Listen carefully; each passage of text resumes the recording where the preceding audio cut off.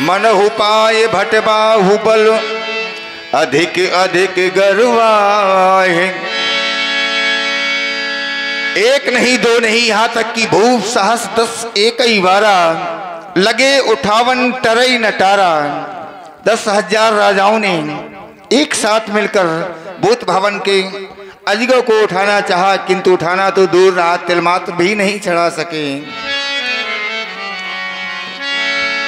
श्रीहत हो गए सभी नृपाल, हृदय से हार मान ली राजाओं ने। जाकर के अपनी अपनी समाज में बैठ गए। महाराज जनक जी ने उन महिपालों का अवलोकन किया।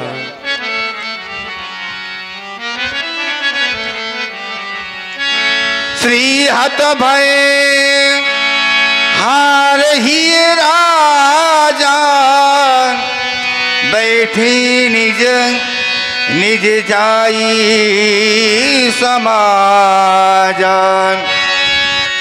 न पढ़ी बिलोक जनक अकुलाने, बोले मचनो रोष जनुसाने। नपन बिलोक राजाओं को देखा क्या कि समाज में बैठे हुए नपाल महिपाल धनुष उठाने के लिए उद्विग्न हो रहे थे, अपनी अपनी भुजाओं को तौल रहे थे। और दृश्य ये देखा गया कि एक नेपाल उठा, धनुष को उठाने का प्रयत्न करने लगा। जब उससे धनुष नहीं उठा तो पुनः अपने स्थान पर बैठ गया। फिर 2 उठे, 4 उठे, 8 उठे, 16 उठे, 32 उठे। इसी प्रकार बढ़ते हुए क्रम में नियम नैतिकता भंग कर दी गई। देखा कि भूप सहस 10 एक ही 12 लगे 58 टरई नटारा। नियम नैतिकता भंग कर दी गई। प्रण संकल्प ये था कि जो वीर धनुष को तोड़ेगा कन्या अर्पण उसको होगी। और देख क्या रहा हूं यहां पर कि भूप सहस 10 एक ही 12 लगे 58 टरई नटारा। 10,000 राजाओं द्वारा धनुष के ऊपर बल परीक्षण किया गया। विचार करिए, अगर 10,000 राजाओं द्वारा उठा दिया जाता तो राजा जनक अपनी पुत्री का विवाह किसके साथ कर देता? क्या मेरी पुत्री प्रसाद है जो थोड़ा थोड़ा बांट दिया जाता, या आपस में लड़ते आखिरी में एक बचता? क्या मैं पुत्री का विवाह उसके साथ कर देता? क्या प्रण की यही विधा थी? प्रण किया गया था जो वीर धनुष को तोड़ेगा कन्या संग नाता जोड़ेगा। और ये अमानवीय कृत्य देखा तो बोले वचन रोष जनसाने, क्रोध से सने हुए शब्द कहे हैं। अरे नहीं उठा पाए थे धनुष को तो मिथिला का परित्याग कर देते।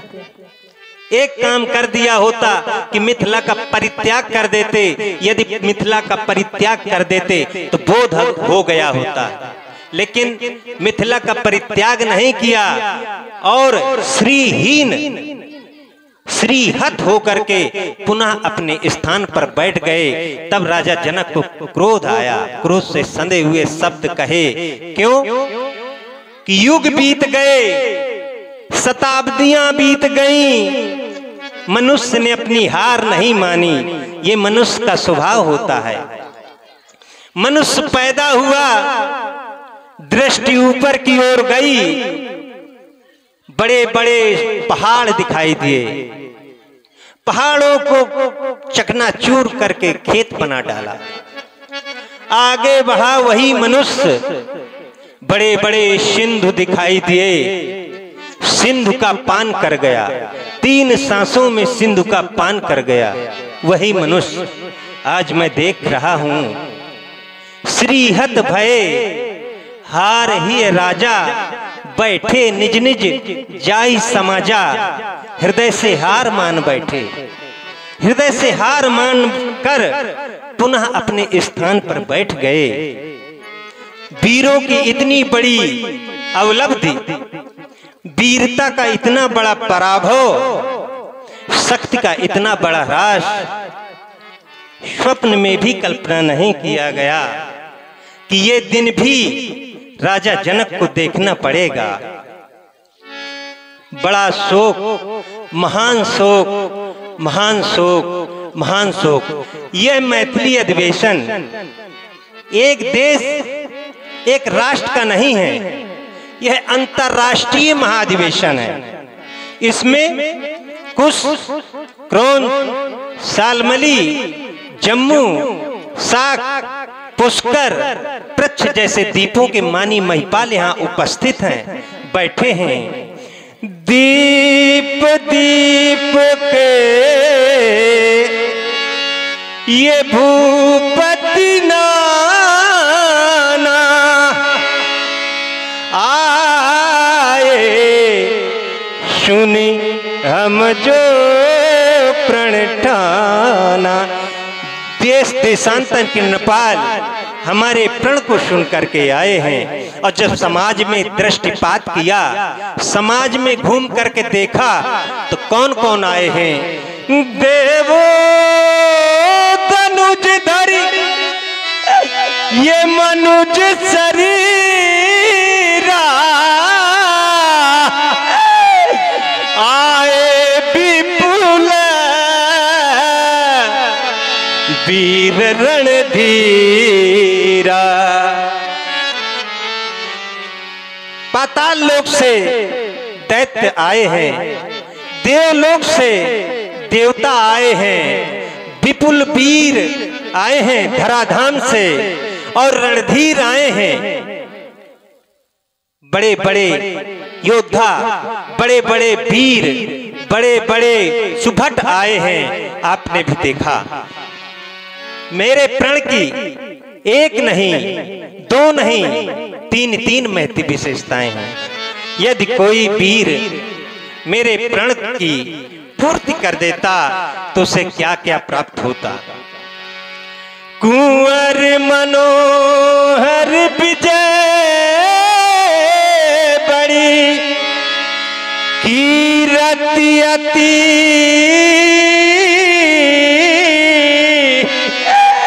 कमनीय।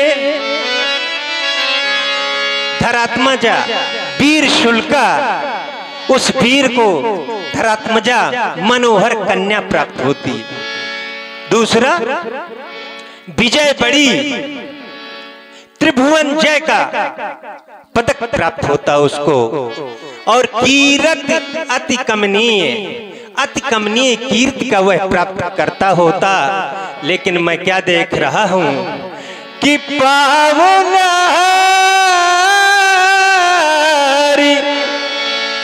बिरंच जनु रचो न धनु दमनी। ऐसा लगता है जैसे ब्रह्मा ने वह व्यक्तित्व ही नहीं बनाया, उस व्यक्तित्व का सृजन ही नहीं किया जो मेरे प्रण की पूर्ति कर देता। क्या मेरे लाभ अच्छे नहीं लगे? बताइए बताइए, क्या लाभ अच्छे नहीं लगे? कहूं कहूं यही लाभ न भावा। यदि मेरे लाभ अच्छे लगते तो पूरा कर दिया होता मेरे प्रण को। कहूं न शंकर चाप चढ़ावा, राही उठाऊब ये तो रब भाई, दिल भर भूमि न सके छड़ाई। यदि दिल भर भी कोई उठा देता तो मैं उसे वीर मान जाता। तिल भर भी उठा देता तो मैं उसे वीर मान जाता। अब मुझे कहना पड़ा कि ये देश देश के राजागण किसे कहें बलशाली है। अरे हमको तो ये विश्वास हुआ ये पृथ्वी वीरों से खाली है। वीर भोग्या वसुंधरा इन वीरों से निर्मूल हो गई। सृष्टि रचयिता ब्रह्मा से भी मानो भारी भूल हो गई। कैसे कैसे भी वीर हुए हैं इस धराधाम में। ये सिंधु सोखने वाले भी जन्मे हैं।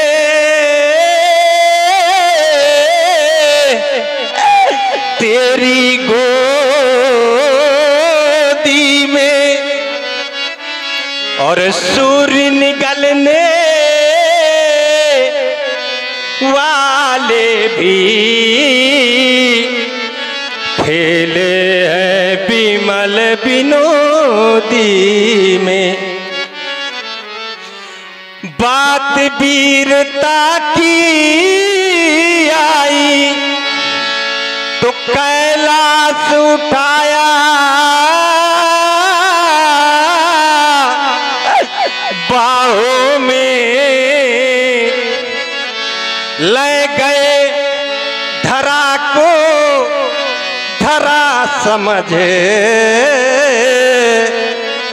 ले गए वीर उछाहों में। ये देश देश के भूपति आए सुनकर सीता ब्याह कहानी। किंतु ये धनु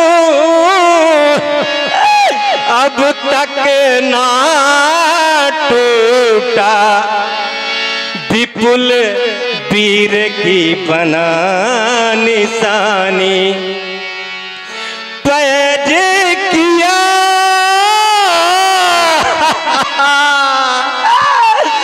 मैंने प्रण किया था जो वीर धनुष को तोड़ेगा ये कन्या अर्पण उसको होगी। पैज किया पर हार हुई यह प्रेम का नाता टूट गया। वीरो तुम्हारा ये दोष नहीं भाग्य हमारा रूठ गया।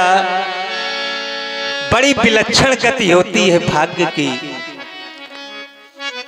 कौन नहीं जानता राजा हरिश्चंद्र को।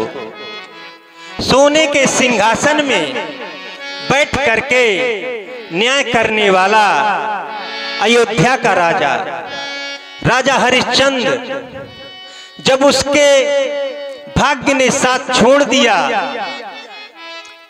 काशी विश्वनाथ की नगरी में कालू जमादार के स्वामित्व में मरघट का पहरेदार बन गया। वही राजा हरिश्चंद्र सोने के सिंहासन में बैठ करके न्याय करने वाला राजा अयोध्या का राजा राजा हरिश्चंद्र सबको भोगना पड़ेगा परिणाम अपने अपने भाग्य का। ये वो बोझा है जो दूसरे से उठवाया नहीं जाता। मेरी बेटी भाग्य के खेल कैसे ये निराल रहे। लाख चाहा मगर पार पा ना सके। भाग्य के खेल कैसे ये निराल लाख चाह मगर पार पा ना सके ये रचना, ये रुचि रुचि रचाई गई आज मिथिला दुल्हन सी सजाई गई। जिसको बनना था दुल्हन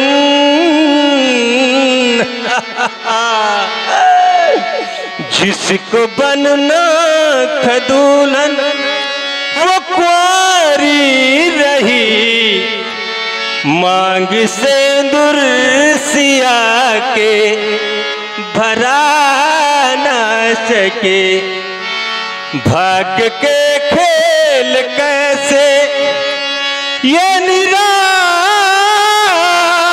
रहे, लाख चाह मगर पार पा ना सके। मेरे द्वारा कोई ऐसे कर्म किए गए होंगे, कोई ऐसे आचरण किए गए होंगे, मुझे आज परिणाम इस रूप में भोगना पड़ रहा है। मैंने कच्चे पुष्प तोड़े होंगे, चातक के मुख मोड़े होंगे, कोई ना कोई तो कर्म मेरा ऐसा रहा होगा, आज मुझे ये समय देखना पड़ रहा है। जिन पाँव महाउर लगे ना था वो पाँव नहीं देखे जाते, जिन हाथ में हरदी लगनी थी वो हाथ नहीं देखे जाते। पहले विचार शायद होता तो ऐसी हंसी नहीं होती, और ऐसा प्रणय ये करते ही नहीं, तो ये ऐसी हंसी नहीं होती। एक दिवस की बात है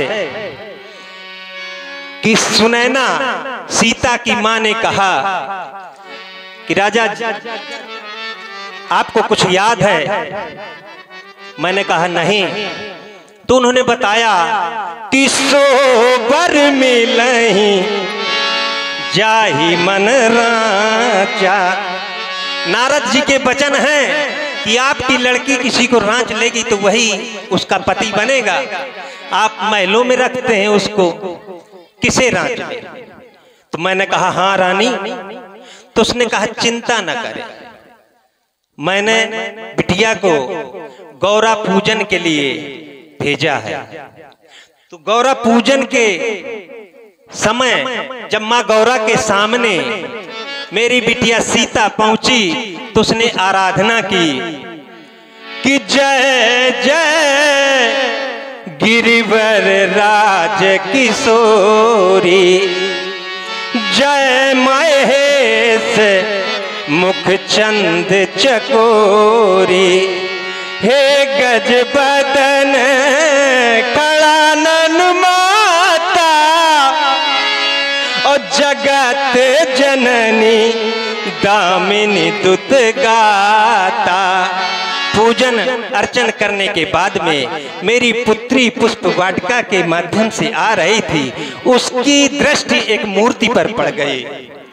तो लोचन मग मूरत उरयानी, तो कीने पलक ये कपाट सयानी। उसने नेत्र बंद कर लिए अपने और माँ की संस्तुति कराने के लिए पुनः दौड़कर चली गई। तो भवन भवानी ये गई बहोरी, पैर पकड़ लिए माँ के और बंदी चरण बोली कर जोरी। पैर पकड़ के कहने लगे कि माँ तुम्हारे पति का धनुष है, बहुत गरु है, हृदय में जो मूर्ति है इस मूर्ति को पहचान लो माँ। जब ये मूर्ति उस धनुष के सामने जाए तो हल्क करवा देना। तो बिनाए प्रेम बस ये भई भवानी, माँ प्रसन्न हो गई। तो बिनाए प्रेम बस भई भवानी, और खसी माले मूरत मुस्कानी। और जो हाथ में माला थी वो बिटिया के गले में पड़ गई। तो मैंने कहा ये तो लक्षण अशुभ है। मैंने वेद वक्ताओं से सुना है कि गर्जंती कूपः मूर्ति हसंती, ये लक्षण अशुभ हैं, वेदो बदंती। वही पास में खड़ी सुता दौड़ करके आई और गले लग गई। उसने कहा पिताजी न रो पिताजी, माँ ने हमें शुभ आशीष दी है। मैंने पूछा क्या कह रही हो बेटी? तो उसने कहा कि मूर्ति मुस्कुराई अकेले नहीं है, बोली भी है। मैंने कहा क्या बोली है? तो उसने बताया कि सुन सिय सत्य ये आशीष हमारी, और पूजहि मनो कामना तुम्हारी। और ऐसा लगता है जैसे माँ गौरा का आशीर्वाद झूठा हो गया। इस भरी समाज में माँ गौरा का आशीर्वाद झूठा हो गया। हल कर सड़ से ये जो ज्योत मिली, घृत डाली के लोग को बढ़ा ना सका, और जिस वीर की खोज में था निकला ऐ बेटी, उसे मैं पा न सका। दुल्हन के साज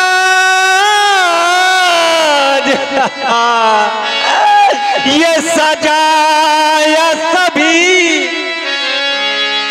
पर द्वार पे डोली मंगा न सका।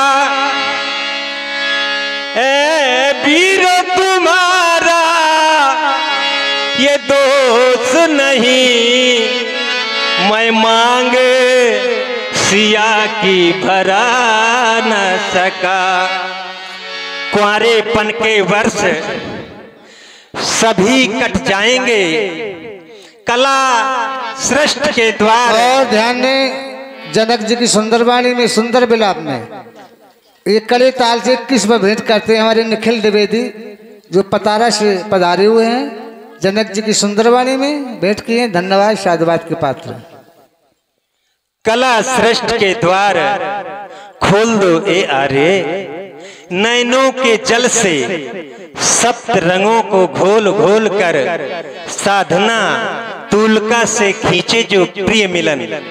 मेरे मिथिला की सिंचित सुषमा, कैसे दूं मैं आज शरद शशि। एक दिवस की बात है, मेरी पुत्री सीता मेरे पास आई और रोने लगी। मैंने पूछा क्यों रो रही हो बेटी?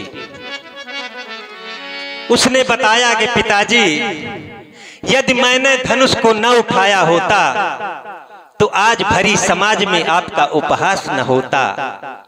अगर मैंने धनुष न उठाया होता तो आप प्रण न करते, प्रण न करते तो भरी समाज में आपका उपहास न होता। और बिटिया रोने लगी। मैंने क्या समझाया? बेटी मत रो,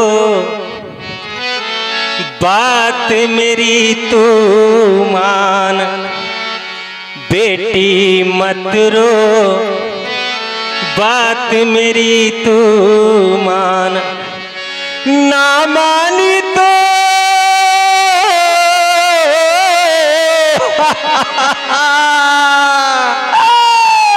ना मानी तो बेटी मैं तजूंगा अपने प्राण, बेटी मत रो, बात मेरी तू मान, अभी तो है शुभ कारज होना, बेटी तुम बिल्कुल ना रोना, यदि मेरे प्रण की पूर्ति हुई ना, यदि मेरे प्रण की पूर्ति हुई ना, तो मैं तजूंगा अपने प्राण, बेटी मत रो, बात मेरी तू मान, अभी तो ये धनुआ टूटेगा, अभी ये धनुष टूटेगा बेटी, अभी तो ये धनुआ टूटेगा, या फिर जग मुझसे छूटेगा, और मान जा बेटी, मान जा बेटी,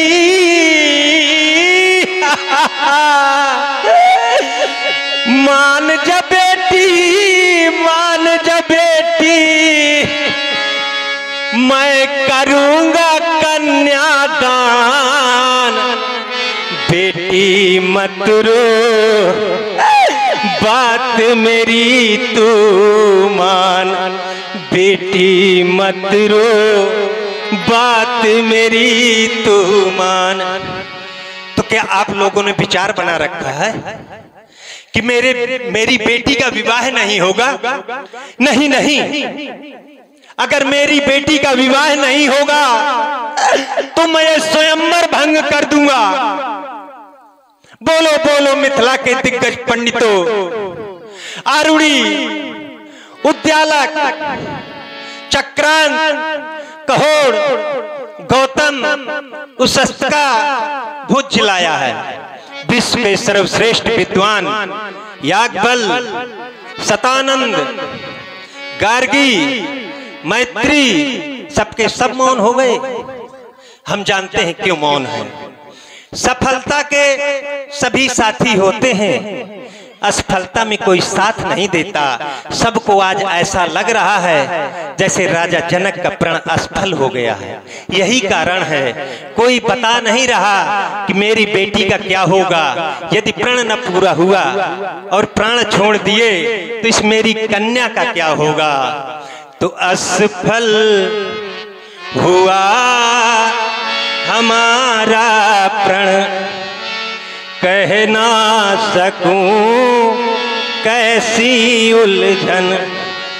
क्या होगा बन गई पहेली,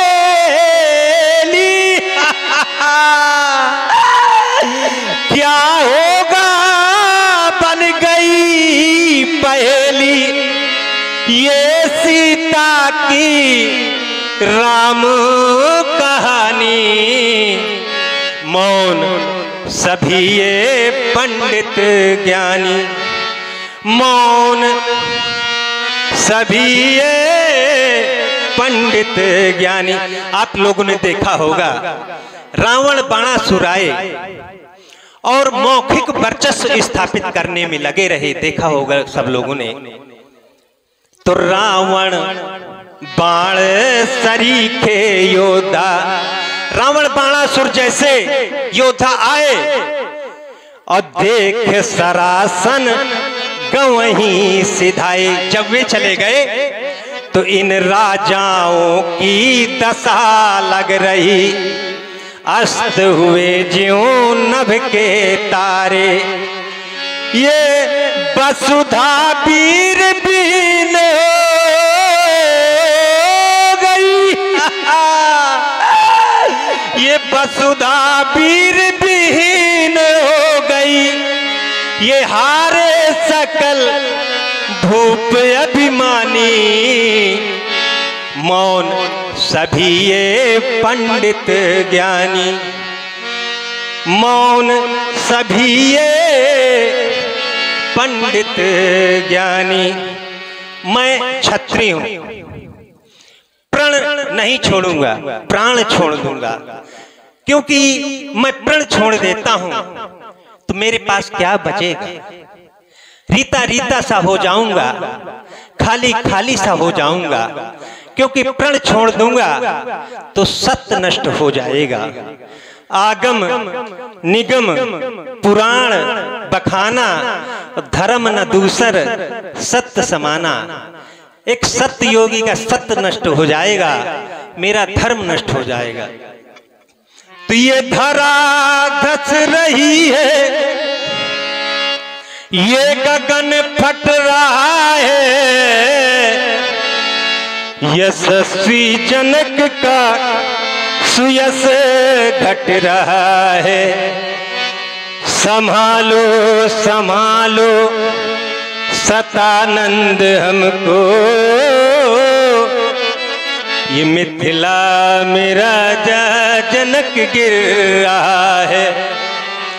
प्रतिज्ञा हुई भ्रष्ट, ये कैसे सुनूं मैं।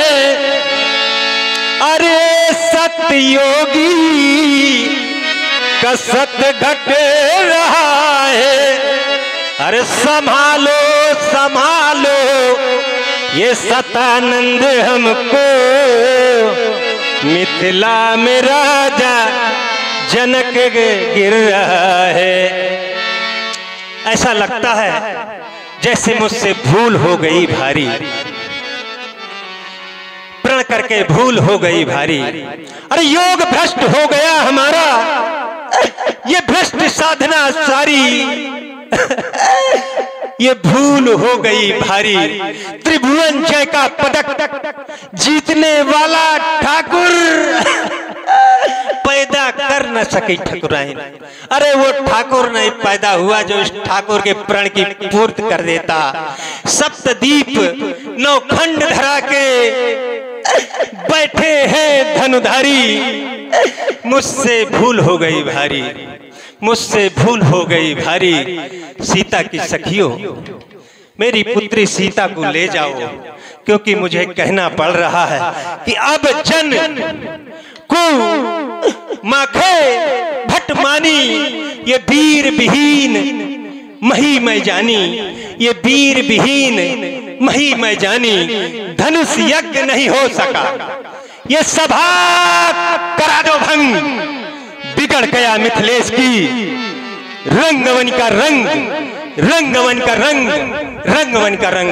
मैथिली महाधिवेशन समाप्त हो गया, समाप्त हो गया। जनक बचन सुन सब नर नारी, देख जान की भय दुखारी। माँ खे लखन कुटिल भई भौ